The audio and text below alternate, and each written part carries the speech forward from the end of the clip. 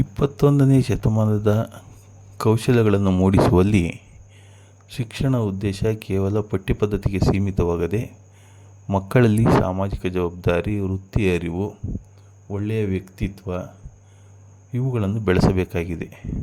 ಶಿಕ್ಷಕ ರುದ್ರೇಶಮೂರ್ತಿಯವರು ಮಕ್ಕಳಲ್ಲಿ ಸಾಮಾಜಿಕ ಪ್ರಜ್ಞೆಯನ್ನು ಬೆಳೆಸಲು ಗ್ರಾಮ ಮತ್ತು ಸ್ಥಳೀಯ ಉತ್ತಮ ವ್ಯಕ್ತಿಗಳೊಂದಿಗೆ ಸಂವಾದ ಕಾರ್ಯಕ್ರಮವನ್ನು ಹಮ್ಮಿಕೊಂಡು ಪರಿಸರದ ಕುರಿತು ಹೆಚ್ಚು ಅರಿವು ಮತ್ತು ಸಹಾನುಭೂತಿಯನ್ನು ಮೂಡಿಸಲಾಗುತ್ತಿದೆ. ಇಡೀ ರಾಜ್ಯದಲ್ಲಿಯೇ ಮಾದರಿಯಾಗಿ ಹಸಿರು ಸುಗಟೂರು ಎಂಬ ಆಂದೋಲನವನ್ನು ಪ್ರಾರಂಭಿಸಿ ಪ್ರತಿ ಮನೆ ತಲಾ 4 ಗಿಡಗಳನ್ನು ಉಚಿತವಾಗಿ ವಿತರಿಸಿ ನೆಟ್ಟು ಪೋಷಿಸಲು ಜಾಗೃತಿ ಮೂಡಿಸಲಾಗಿದೆ. ಸ್ವಚ್ಛತಾ ಅಭಿಯಾನ, ಪ್ಲಾಸ್ಟಿಕ್ ಮುಕ್ತ ಕಾರ್ಯಕ್ರಮಗಳನ್ನು ಹಮ್ಮಿಕೊಂಡು ನಾಗರಿಕ ಜವಾಬ್ದಾರಿಯನ್ನು ತಿಳಿಸಲಾಗಿದೆ. ಹಿರಿಯ ವಿದ್ಯಾರ್ಥಿಗಳೊಂದಿಗೆ ಸಂವಾದ ನಡೆಸಿ ಹಿರಿಯರ ಅನುಭವಗಳಿಂದ ಪಾಠ ಕಲಿಯಲು ಪ್ರೇರೇಪಿಸಲಾಗುತ್ತಿದೆ.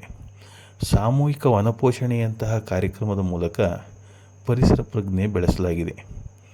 ವೃತ್ತಿ ಮಾರ್ಗದರ್ಶನದಲ್ಲಿ ಸಮುದಾಯವನ್ನು ತೊಡಗಿಸಿಕೊಳ್ಳಲಾಗುತ್ತಿದ್ದು, ವೃತ್ತಿ ಪರಿಚಯದ ಕಾರ್ಯಕ್ರಮ ಕೆರಿಯರ್ ಡೇ ಮೂಲಕ ವೈದ್ಯರು, ಉದ್ಯೋಗಿಗಳು, ಪಶು ಚಿಕಿತ್ಸಕರು, ಸಾಧಕ ರೈತರು, ಕವಿಗಳು ಇತರರನ್ನು ಶಾಲೆಗೆ ಆಹ್ವಾನಿಸಿ ತಮ್ಮ ವೃತ್ತಿಯನ್ನು ಪರಿಚಯಿಸಲಾಗುತ್ತಿದೆ.